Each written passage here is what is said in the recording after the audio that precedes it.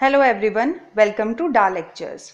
In this video, we will be looking at the method of solving a recurrence equation which is known as changing variable method. So let's start. अगर हमारे पास जो recurrence equation given है वो recurrence equation master method के general format जो कि t of n is equals to atn by b plus f of n के equal होता है वैसा नहीं है तो हम लोग चेंजिंग वेरिएबल मेथड के जरिए उसे पहले मास्टर मेथड के फॉर्मेट में बनाते हैं and then we solve it with the help of your master method.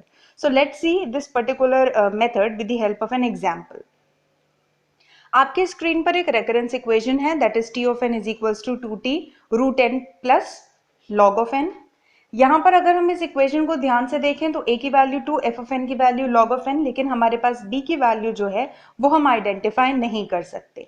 Remember जो मास्टर मेथड का जनरल फॉर्मेट होता है उसके अंदर जो हमारा इनपुट रिड्यूस डाउन होता है वो n बाय b के फॉर्मेट में होता है, n की कोई पावर नहीं होती है उसके अंदर, राइट? तो यहाँ पर हम लोग मास्टर मेथड अप्लाई नहीं कर सकते हैं तो हमें क्या करना पड़ेगा, चेंजिंग वेरिएबल मेथड अप्लाई करना पड़ेगा. देखते हैं वो हम किस तरीके से अप्लाई कर सकते हैं. यहाँ पर हमें जो क्वेश्चन है उसके अंदर n की वैल्यू को एज्यूम करना है 2 raise to the power m. अब ये 2 raise to the power m ऐसे आया. अगर हम अपने रेकरेंस को देखें तो जो रेकरेंस रिड्यूस डाउन हो रहा है वो रूट n टाइम्स रिड्यूस हो रहा है. तो रूट n मतलब n की पावर हाफ यानी कि 1/2. तो फैक्टर क्या है 2, तो 2 raise to the power m हम लोगों ने इसे एज्यूम करा. अगर ये क्यूब रूट होता तो वो m की पावर क्या होता 1/3. तो 1/3 अगर होता तो हम एज्यूम करते 3 raise to the power m, right? तो यहाँ पर हमने n is equals to 2 raise to the power m assume करा और अपनी गिवन रेकरेंस इक्वेशन में n की जगह पर 2 की पावर m को प्लेस कर दिया.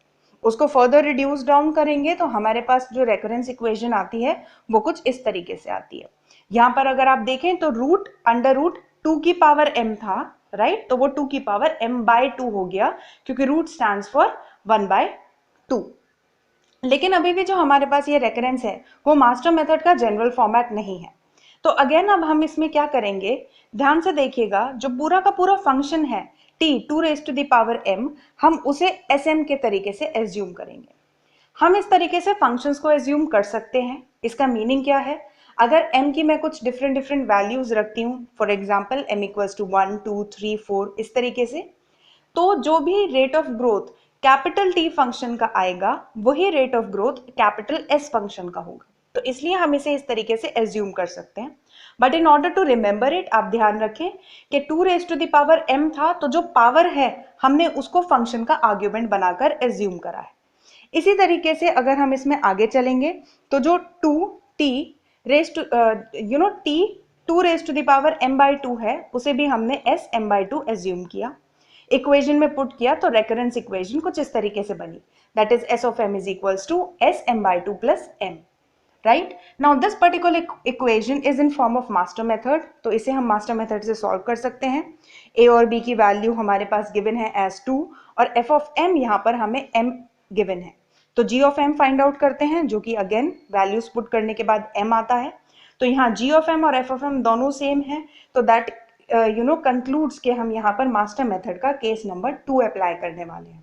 According to case number 2 of master method जो हमारे पास टाइम कॉम्प्लेक्सिटी आती है that is g of m multiplied by log of m, that is m raise to the power log a base b into log of m. तो जो answer आएगा that will B m log m. तो यहाँ पे हमने equation को solve जरूर कर लिया मास्टर मेथड से, लेकिन ये हमारा फाइनल आंसर नहीं है. Student most of the time इसी तरीके से आंसर्स को छोड़ आते हैं, लेकिन जो गिवन रेकरेंस है वो n के फॉर्मेट में है और हमने आंसर m के फॉर्मेट में निकाला है, that is not correct.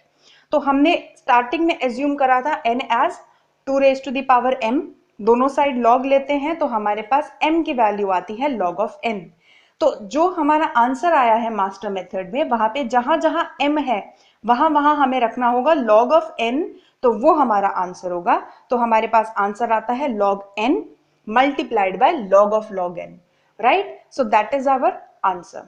Remember ये मल्टीप्लीकेशन में log of n multiplied by log of log m है, तो ये log का क्यूब या log का स्क्वायर नहीं है, राइट? तो कंफ्यूज नहीं होना है इसके अंदर. The answer is log of n multiplied by log of log n. So that is how we actually solve these method, means these recurrence equation with the help of changing variable method.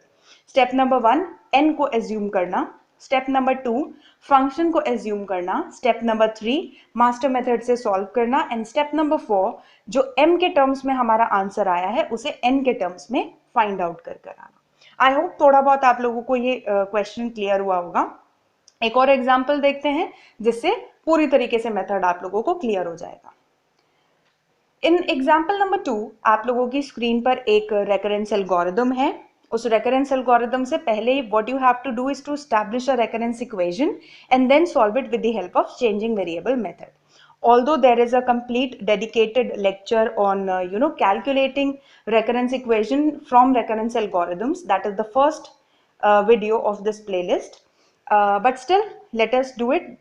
It will be a practice question for you all. तो हमारे पास जो recurrence algorithm given है that is capital A.